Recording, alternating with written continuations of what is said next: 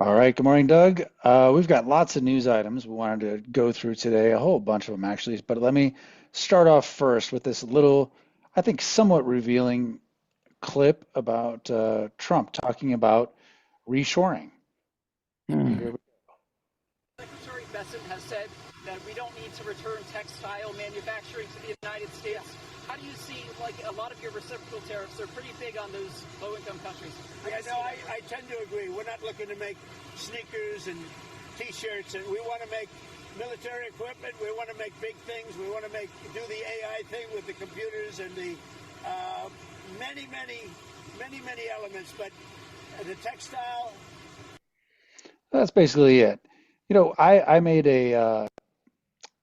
I suggested that the primary motive of this agenda to reshore was national security in nature. And then, when Trump doesn't talk about manufacturing cars or refrigerators or anything like that, he jumps right away. We want to make military equipment. I feel somewhat vindicated in my statement about that. Yeah, well, Trump bounces around in every way with what he says. Do this, do that. Oh, don't do this, do the other thing. Uh, Changes here, changes there. Uh, he makes you feel like a pinball being bounced around. He's probably as a consequence of us having absolutely no philosophical core or no understanding of economics whatsoever. He's creating chaos, just doing whatever and saying whatever seems like a good idea at the time. And regarding what he just said, what is this stuff? The US controls about 75% of the world's armament trade as it is. Uh, uh, Yeah, but what our is it? our our near monopoly is threatened by the fact that we do not control the supply chains, and we need the parts from China. Oh, wait a minute. Maybe we have to be friends with China, who Trump says are our mortal enemy. Yeah, I guess they got all the reason in the world to send us some exotic elements so we can build these wonderful weapons that'll be used against them someday. Yeah, it's disappointing to think that that's what it's all about. But, and I'm not saying it's all about that, but for that to come top of mind, we want to build military equipment and really big things, like Big things. huge things. That's right. Well, to do that, you probably need an industrial policy. And I think they're talking about it, whether it's in the current news feed or not, it doesn't make any difference. But they're talking about building a national, what what do the Norwegians have where they've taken all the The money sovereign that wealth fund. a Sovereign sovereign wealth fund. wealth fund, right? Well, this makes a lot of sense. A country that is grossly, unrepayably indebted now is going to take more money aside and put it in a sovereign wealth fund controlled by the government. So, what's the government going to do with these hundreds of billions or trillions that he's going to try to put into a sovereign wealth fund? Well, they're going to buy companies. The government is going to buy companies or controlling amounts of companies. And it amounts to nationalizing the stock market. Uh, it's a, a bankrupt group, the US government, is going to set up a sovereign wealth fund so they can control the stock market and companies in the US and direct investment where they want. It's just it's more complete insanity. I'm afraid that more and more, I mean, I supported Trump, certainly, relative to Kamala, who would have been an utter and complete and total disaster. But he's actually getting out of control. I'm not sure he'll even conclude his full 4 years in office. Hmm. Well, why would you think that?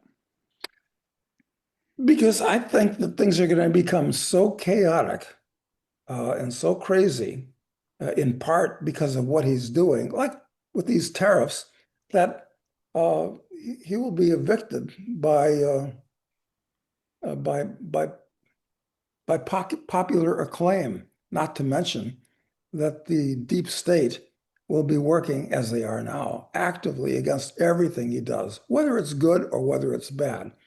Hmm. They want to get themselves back into office.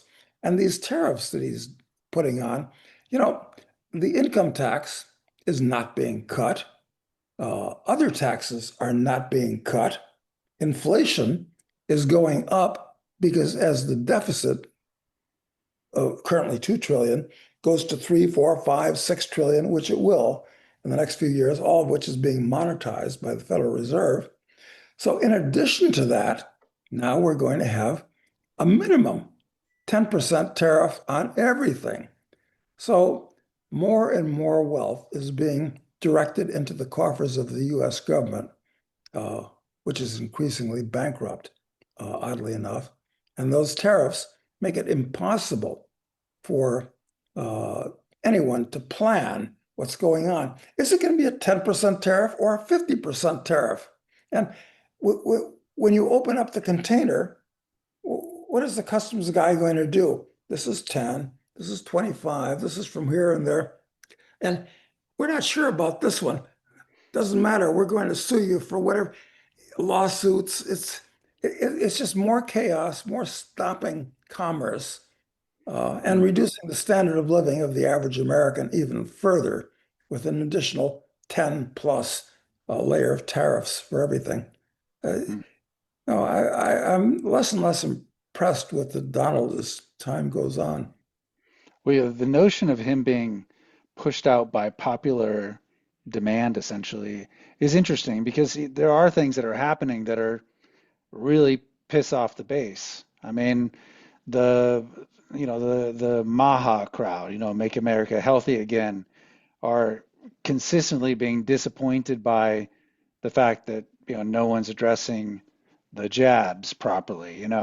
That that's out there, and then the fact that Palantir somehow worked its way into the federal database system and now has will essentially build a profile much like they have in other places. I mean, Palantir is the organization that's co-founded by Peter Thiel, um, spun out of the CIA, funded by the CIA initially. His only customer for many years was the CIA. So this is a privatized spying tool built for the CIA that is now in the U.S. database, U.S. systems. Got in the IRS and the Social Security system right away, and then the one system that they didn't get in every system, like they didn't get in the Commerce Department. So there's a big thing in the big new bill, this this bill that was passed by the House but not yet the Senate, which basically sets aside $500 million to get AI, this system essentially into the Commerce Department. I mean, so a lot of people are really, don't a lot of people who would be likely to support Trump are really bothered by this stuff they see with Maha, and definitely bothered by the stuff that they see happening with Palantir and the centralization of data. I mean, these are the things that Klaus Schwab said he wanted everyone to have: a real ID and essentially a social credit score. Yeah, I'm sure Trump, well, I'm not sure of anything like this, but even if we assume, which I'd like to, of course, that Trump has good intentions, there's immense unintended consequences of these good intentions, like what you just mentioned with Palantir. And after Trump is out of office and the Democrats take over, Palantir and its database is still going to exist. And even if under Trump, it's not used for really nefarious purposes in the US, it will be with the next administration. So I'm afraid the US is moving quickly into a police state. And of course, all the data, I mean, it must be 20 years, 25 years ago that I remember Larry Ellison of Oracle, which is a major malefactor in this mix, said, "Look, privacy, forget about privacy. We know everything about you. That was 25 years ago. They know much more, except now with what Palantir is doing, and the US, aided by the U.S. government, you can't tell the difference. They're two hands of the same beast. Uh, Yeah. Yeah, it'll all actually, be centralized. It'll be centralized. Everything is going to be centralized, so it's going to be worse and more dangerous. much more dangerous. I mean, somebody said to Peter Thiel that Palantir was a cutout for the CIA, and he joked that actually no, the CIA was a cutout of Palantir. Yeah, right. That was his joke back, but is he joking? I don't know. Just so you Well, understand, Palantir. Go ahead. yeah, no, listen, we live in what is technically called a fascist system, which, as Mussolini pointed out when he coined that word, is the perfect melding of business and the state, corporations and the state. And one hand washes the other, and they each control each other and pay each other off. It's very bad for the average guy. Yeah, it's really bad. And I think, yeah, I don't think we have a perfect melding yet, but they are working on it really hard at this point. And yeah, just so people understand this Palantir thing, if you don't know anything about it, they power the information behind what's happening in Gaza. They actually rank every Gazan on a score of 1 to 100, 100 being you're Hamas, and maybe and one being I'm sure there's no one, but uh, and they are targeting automatically individuals based upon their score. So that's like a social credit score taken to a level that no that people, even the people who hate China, could not imagine. Yeah. And uh, if the score is being used in Gaza, as you say, I'm sure it is, to actively kill people, there's always going to be collateral damage. Drop a bomb on that house where that guy is. I'm sure the people all around him are sympathizers. So, Maybe they were 40s, but you got a 68. You killed a 68, so it was worth it to have hey, a few. collateral damage, it's just one of those things. Yeah. So it's it's a crazy idea to imagine that he'd be driven out by popular demand, but you could see it being possible. Well, look, if the stock market, which is grossly overpriced, largely due to the creation of gigantic amounts of money by the Federal Reserve to finance the US government's deficits. The way they do that is they buy the government's bonds and then credit the government's accounts at commercial banks like Citibank or Chase or whatever with Federal Reserve notes. So all that money, a lot of it's going into the stock market, quite frankly, to hide from inflation, among other things. So the stock market's grossly overpriced. The bond market is a disaster waiting to happen as the dollar loses value and interest rates go up.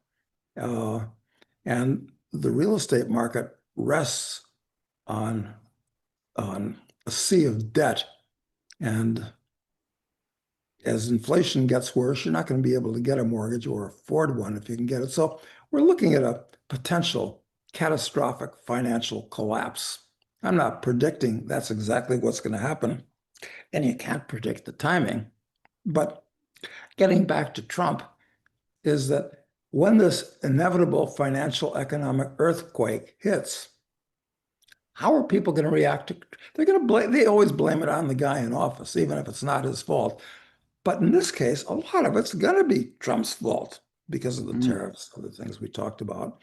So yeah, he could be evicted from office because everybody will hate him. And mm, those MAGA hats are going to go into deep storage as Doge fails, which unfortunately it is, or at least the good parts of Doge are failing. yep. So I wish I could say that happy days are here again and everything's sunshiny, but I don't see any way out of this conundrum. Actions have consequences. You jump off the top of a building, you're going to hit the ground. Yes, and speaking of actions that have consequences, let's talk about the Russia-Ukraine situation. Oh, Obviously, yeah. everyone knows all about the spectacular drone attack, that was done within Russia, blew up a bunch of their strategic bombers. It's a pretty clever attack, a lot like the pager attack in Israel or in Lebanon. I Yeah, mean, very clever and very clever. intelligent, but it has consequences, one would imagine. We haven't seen those consequences yet, but you have to imagine they're coming. What's the average Russian feel about this, do you think? Well, the only information I really have about it is, it's third hand from a guy who is Russian, who reads all the Russian Telegram channels, who I spoke with him on Monday, and he tells me that the sentiment is that people are pissed and they feel that, and Putin is starting to get the blame for going way too easy on these people up until this point. So I think that there's a surging demand that action be taken. That makes sense. I mean, the average American, if the same thing had happened to our B-52s in the US, they'd be calling for blood. They would. Demanding it. Not to mention the people that are around Putin, the Politburo and whoever, uh, you know, they want to see something happen too. So something, you prod the bear, as has been done for a long time, too much uh, and too long, and he's going to strike out at you, and it could be unpleasant. I hope it doesn't start with by turning Berlin into a smoking crater. Yeah. Yeah, but something, and I mean, it's going to be within, I mean, it could be anytime. It could be within the next few hours, as things get dark there. But you got to imagine it's got to be coming pretty quickly.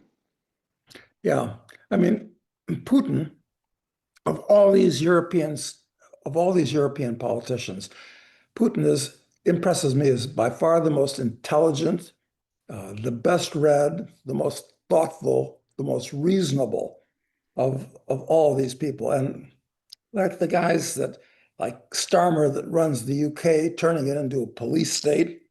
Same with this new guy Merz in Germany and Macron, uh, and God, that pitiful little bedbug Zelensky.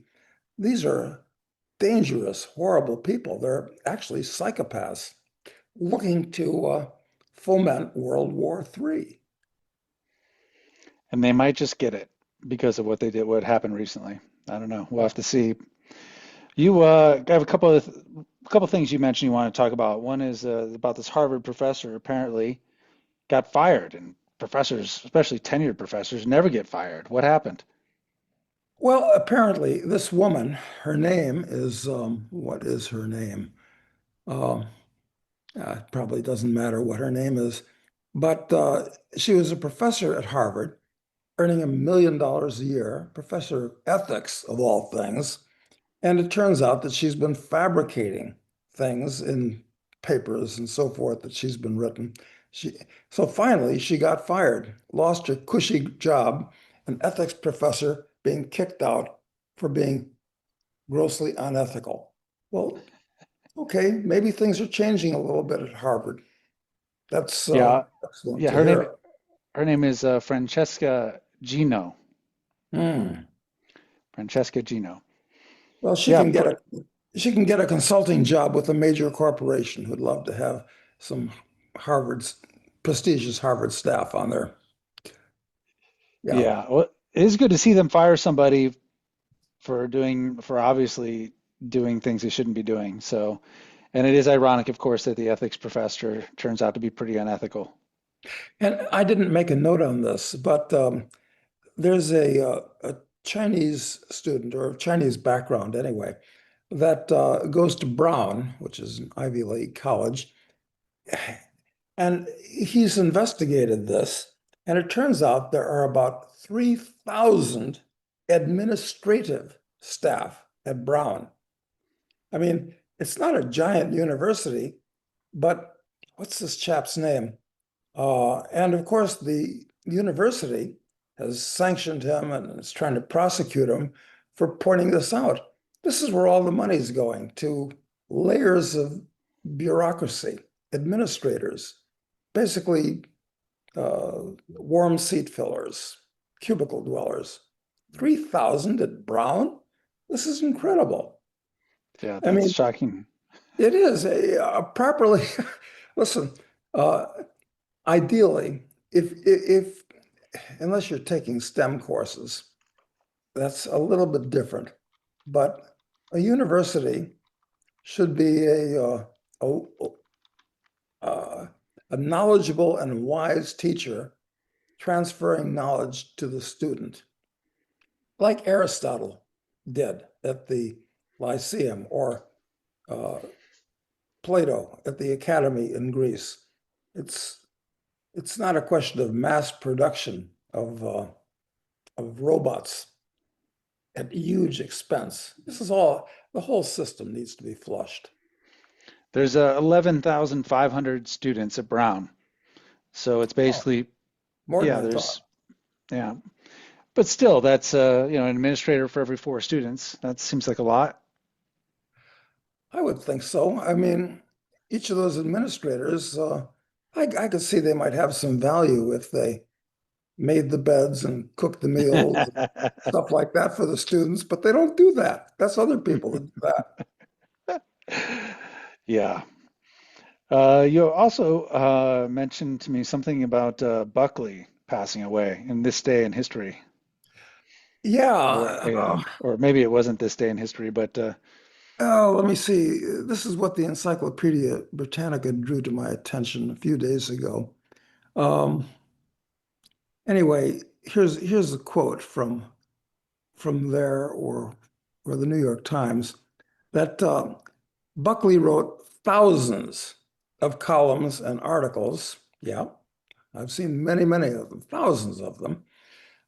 Some 60 books. That's impressive. He died at age 82. So that's like a book a year in addition to all his articles once he was out of college. Uh, More than 1,500 episodes of Firing Line, which was on for many years and very interesting, plus an average of 70 speeches a year over 40 years. I mean, this is prolific. prolific. It's gargantuan. So Bill bit the dust.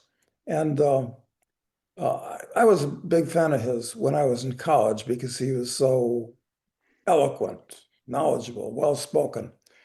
But I actually got to meet him a couple of years before he died in New Orleans. And I was there with Skousen, Mark Skousen, and we walked up to Buckley and chatted amicably. Uh, but then uh, Skousen brought something up, which was clever, but a little bit snarky.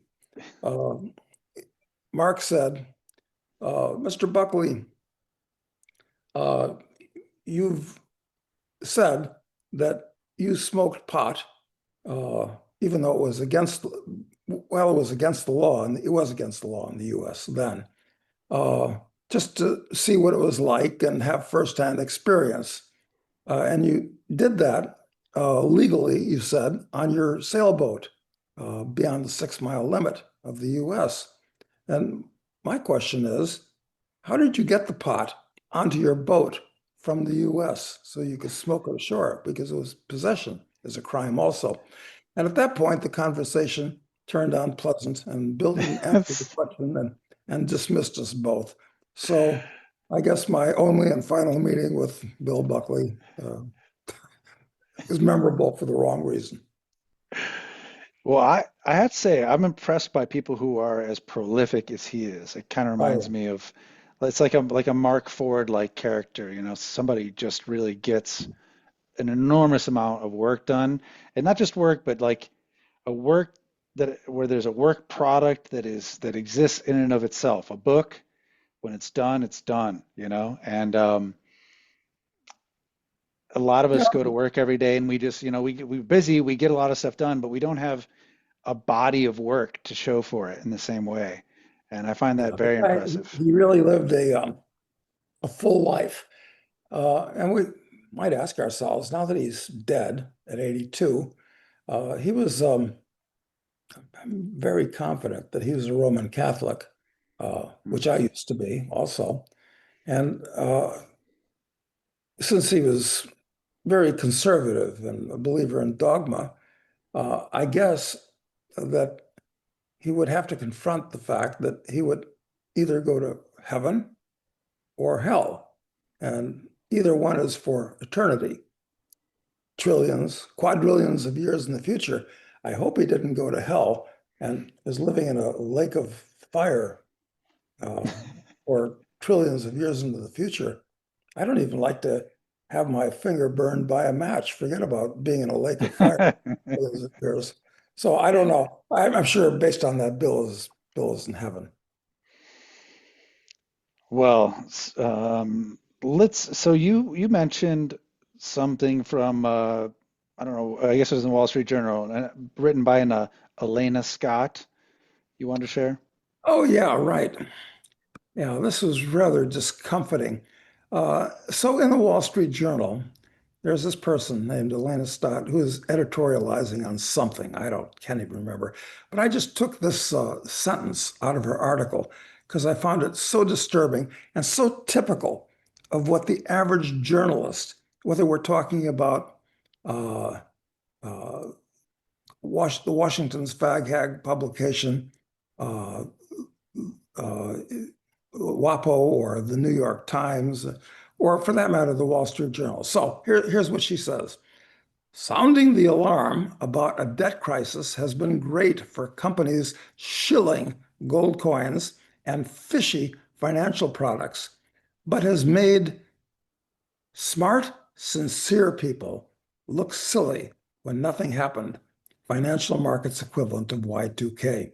So the point I guess I'm trying to make, and that Elena was trying to make, is if you buy gold, you're silly and fishy, and the companies that make gold available are shilling for it. I mean, this is the attitude of the average reporter in the U.S. Uh, I And mean, well, the idea that the worries of the people that are sounding the alarm about the debt crisis, which I guess that puts us in that category. So I'm not sure what we're shilling for since we don't sell gold coins or anything. But that it's the equivalent of Y2K, I think is interesting because I think she must have not noticed the rapid reduction in the standard of living among the American people. Maybe she missed that. yeah, these reporters in the big cities, they live in a bubble with other people like them that believe the same things, that read the same news, talk to each other, interpret it the same way, have the same philosophies of life and economics and so forth. So I read the Post and the Times and the Journal, but uh, hopefully some of the facts are correct. But generally speaking, the interpretation of the facts is askew. And Well, bad judgment seems to be everywhere these days, yes. and this is an example of that bad judgment or just lack of awareness about what's actually happening. But I Well, mean, just because, these people all get what they deserve as the Greater Depression unfolds in its awesome mightiness in the years to come, assuming we don't yeah, have World War III. that's right. Well, we might get both at the same time. Who knows? And the old joke that the journalists would tell the laid off auto workers that they need to learn to code. Well, these journalists, Yeah, they won't even need that anymore because AI will handle it for us. So I guess they'll have to learn to weld. I don't know. I don't know right. what they're going to do. Yeah, a whole class of people that will be very justly unemployed, journalists. Yeah, I mean, I think they're pretty, based upon the advances in AI I've personally witnessed, I think they're pretty close to the chopping block. I'm pretty sure the AI would not write an article like that, actually. Even the most biased, woke AI you'd use, it wouldn't come to the conclusion that people who sell gold or people who warn about it, the debt crisis are simply shillers for gold. Yeah. Yeah, it really wouldn't dare. I mean, it has to at least keep a pretense of objectivity, which these people don't. Exactly, exactly. So then you had just a couple of things from this day in history that are worth discussing. One of them was it today that the is the anniversary of the passing of the 19th Amendment? Yeah, this could be a whole subject unto itself. That let me see, it was in 1919 that let me make sure I've got the number right. It was on this day. I should probably look for my exact reference.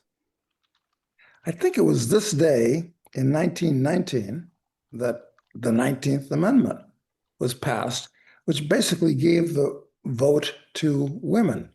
And okay, women are people too. Okay, so they should vote. But uh,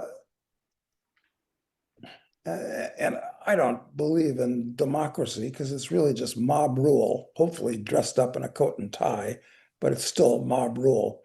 And when the country was founded and George Washington was elected in 1784, was it? 82? Anyway, only 6% of the adult population of the country was qualified to vote. You had to be Hmm, male, that rules out 50% to start with. You had to be white, that ruled out another 15% or whatever the number was back then. Uh, and you had to have a certain amount of property. And the reason for that, having property, was that it indicated that you weren't indigent, you weren't a layabout, that you were involved in the community and interested in where it went because you want to protect your property.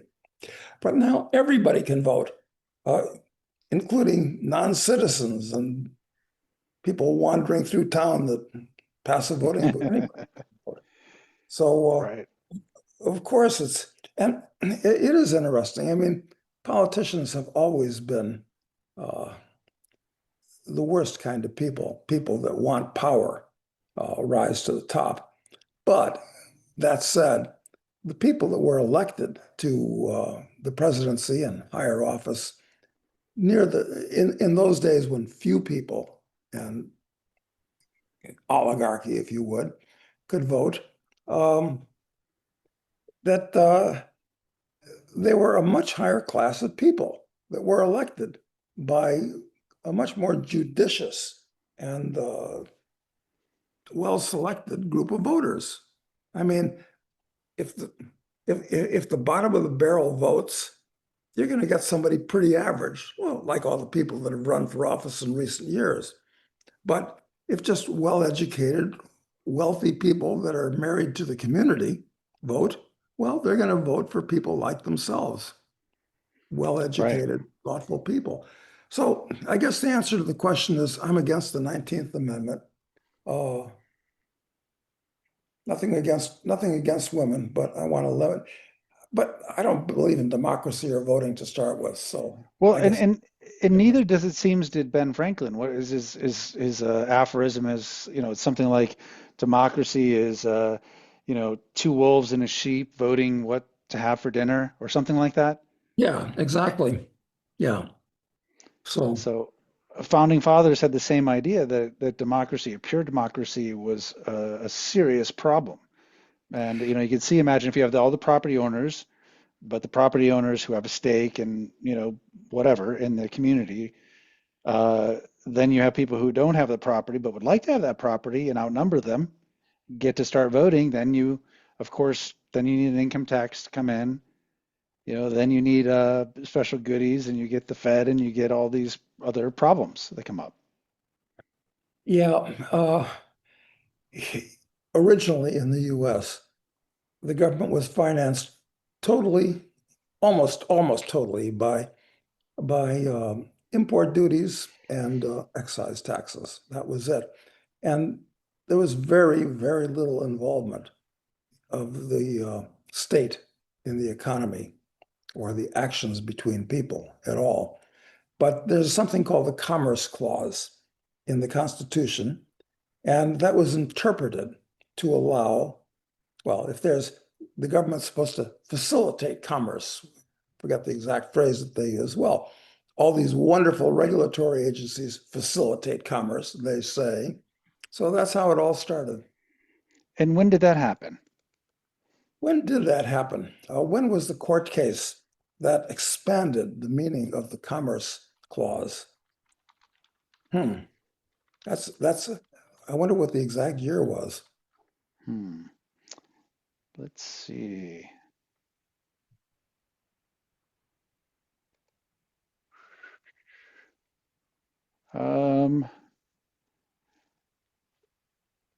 So I guess there was one in 1824 where the Supreme Court held that Congress has the power to regulate interstate commerce, including activities that occur within a single state if they affect commerce between states. That would have been the start, 1824. wouldn't it? Yeah. Well, anyway, that's good to know, but it's all water under the bridge, as it were. Water under the bridge or over the dam, either one. Pick it up. It's bad either way.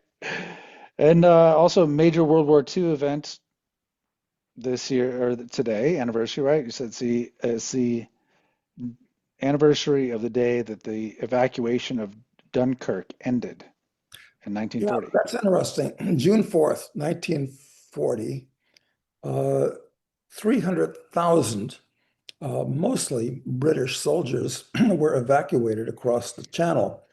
And it wouldn't have changed the course of World War II, but the loss of 300,000 soldiers, they lost most of their equipment except for personal weapons.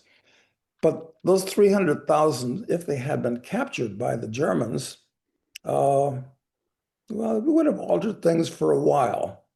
Anyway, it might have induced England to surrender to Germany. Uh, and in the light of the subsequent 80 years, from an economic point of view, until recently anyway, England had surrendered to Germany. I'm just wondering if the Germans had won World War II, if the Dunkirk evacuation had failed, it might have snowballed into other things happening. England surrendering. It's possible. You don't know. Or coming to peace terms, at least. Coming to peace, yeah, if not surrendering, coming to peace terms. That's right. But oddly enough, that was June 4th, 1940. Then on June 6th, 1944, only 4 years later, more or less the same beaches are invaded from England. Uh, so things can change so rapidly in warfare. Just Yeah. almost exactly 4 years, total reversal. And there was something else that happened about on this day in 1942 is the Battle of Midway was over. And once again, this is something where the Japanese could have, actually should have, all things considered, have won the Battle of Midway, but it was just bad luck on their part that they lost 4 carriers. The U.S. I think, only lost one, and it wouldn't have changed the course of the war at all, even if they'd conquered Midway and occupied it and so forth. But it would have thrown the schedule off. It's funny how these things, happen sometimes just by accident, and it was by accident that we won Hmm. Midway. See, I don't Midway. know much. My World War II knowledge on the Pacific Theater, very bad. I don't, it's not, I really, so I don't even know. I feel silly almost asking, like, what was the Battle of Midway? What was it exactly? What was it all about? I mean, Well, of course, when the Japanese attacked Pearl Harbor, uh, they basically got a bunch of battleships and some smaller ships and a few miscellaneous things. But they really wanted to get the aircraft carriers. But the aircraft carriers were out. Uh, FDR sent them out strangely, just in advance of. yeah, and the other question that's ancillary to that is, wait a minute, there were lots of Japanese spies in Hawaii at that time.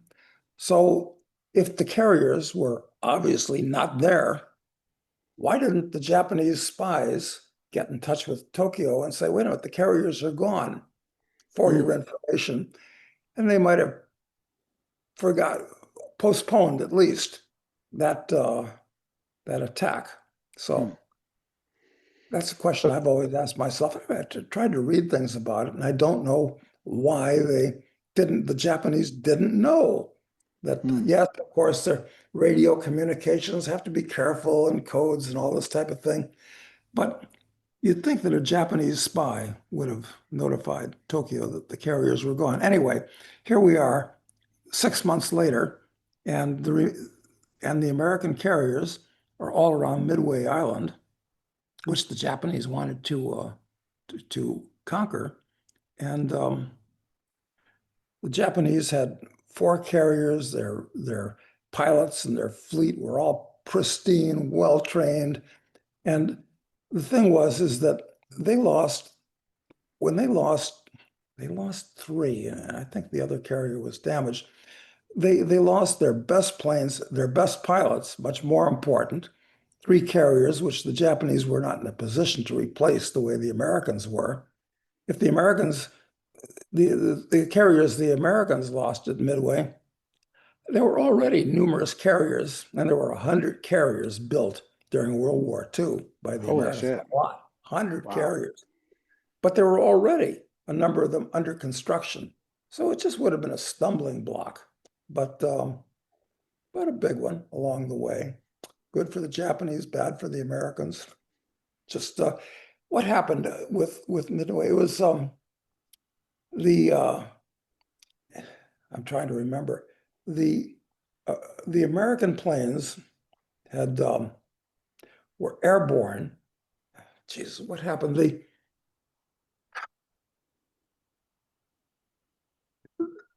The Japanese planes, after launching attacks, were all on deck, back on their carriers, refueling, and the American planes were caught them unawares, and Ah.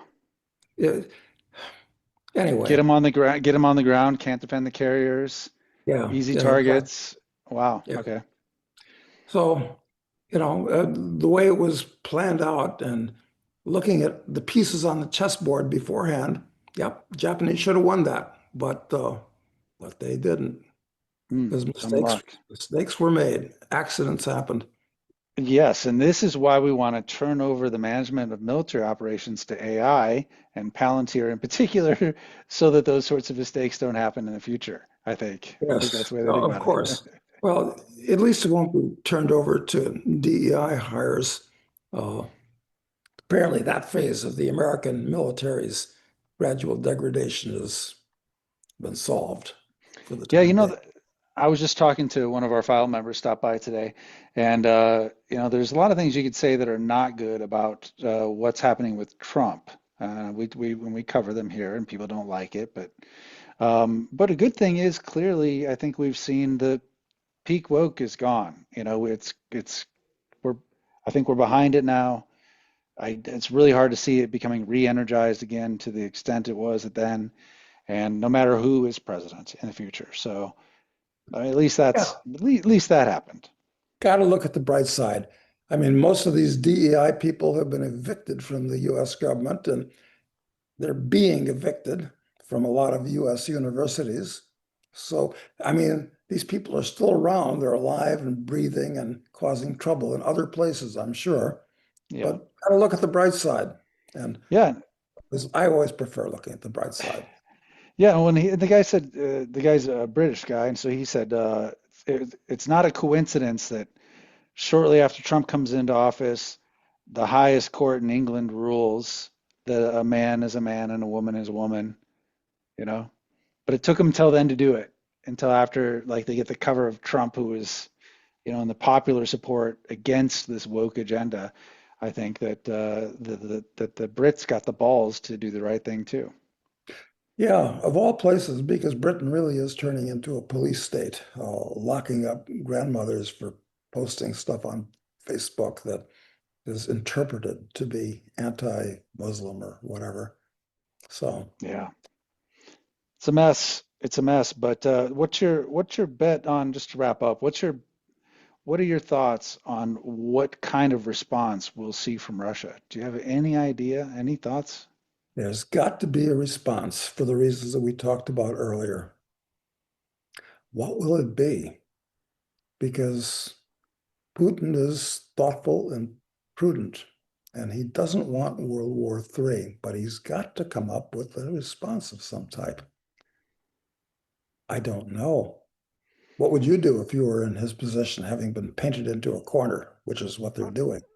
Well, I'd keep all the targets limited to Ukraine, of course, and I would probably use his hypersonic missiles, which were so unstoppable, and go after every single military HQ target I could find. And they have to get rid of Zelensky. I mean, that little bedbug just needs to be crushed. But then it kind of And makes him a martyr, though. yeah, I guess it does, but you got to remember, he's not the elected president. He's got no right to give orders to the Ukraine because there was supposed to be an election 6 months, 8 months ago, whatever it was, and he canceled the election. Yeah, He's that's not the definitely true. legitimate leader of the country. There is no legitimate leader, though. No, no, it's the guy that happens to have control of the apparatus of the state and is using it promiscuously. Hmm. All right. Yeah, I don't know. We'll see, but I'm a little anxious about it, to be honest. And actually, I have growing anxiety about this summer. I feel like it could be a summer of love, just like 2020 was in some ways again. There seems where there's a lot of disorder.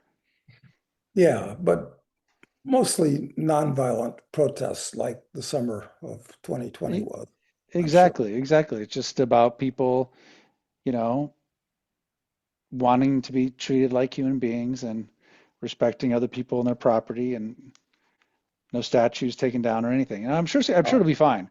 But yeah, no, it'll be fine. but I really am starting to have concerns about it again. It seems to be boiling. The pressure points seem to be boiling. Was issues in France just last week also. Uh, you see, I don't know. It just feels like things are being set up for that. So I do worry about things getting a little scary again this summer. Yeah, and we're still early in the days of the Trump regime. So even if this summer works, I'm not sure next summer will. Or can't wait to see. But I can wait. We're gonna see. But I can wait. Believe me, I can wait. Well, either it has to happen sooner while you're still down here or later once you get back. Yeah, I heard a podcast last night with I can't remember who, and there was some chap on there uh, who was beating the drum for the fact that the bad guys have announced that on July 4th they're going to launch a bioweapon against the U.S. slated to kill about 300,000 Americans. Have you heard that one? I have, yeah. Yeah, And real, like it came from a guy who's been the Dr. Something Martin. yeah, David Martin. Yeah, That yeah. was his name. I don't know what kind of a doctor he is. Probably of Bible science from a Bible Hmm, college is my guess. hmm. Could be, but he's had a lot of good information, and I looked at the report that he's talking about, and it's that it's basically it's painted as a scenario, rather than that's a plan. But it's a lot like the event 201 was, or I think that's what they called it in advance of the coronavirus. So it's a little unsettling to see it. Yeah, and of course, there's word that a new variety of the coronavirus is out there, and who knows? I mean, we're dealing with a bunch of crazy chimpanzees running around from all directions. It's dangerous. I feel good being down here in Argentina. I'm anxious to go back to the US because I enjoy the US, but at the same time, I'm like many, many, many foreign visitors. They don't want to come to the US. They're afraid that something bad will happen to them, just even when they go through immigration and customs. I kind of feel that way too. I shouldn't. You shouldn't, but we'll see because I read a story the other day about a woman whose son was American, but apparently he's like pro-Palestinian. So it was based upon that. Was stopped, got additional security coming through customs. He arrived at 7 p.m. They didn't finally release him until 4 a.m. the next morning. Questioning whether or not he supported his country and going through all his shit and all that before that. And he was an American citizen. There's lots and lots of anecdotes of people being stopped at the border and sent away. I mean, it's unpredictable. Of course, it would scare a perfectly innocent foreigner because they don't know that they might not get caught up in a bureaucratic Kafkaesque trap. Yeah, yeah, I understand. All right, well, we'll wrap it up here, Doug. And for those of you who have questions, you want to ask Doug something, the easiest way to do it is become a file member. You can become a file member by subscribing to Crisis Investing, our paid publication at crisisinvesting.com. You can ask questions through the Substack chat or through File, which is our private member community. So ask your questions, and I'll ask them to Doug on Friday and hear what he has to say. So, Doug, until then, have a good Thanks. couple days. Thanks, Matt. Talk to you then.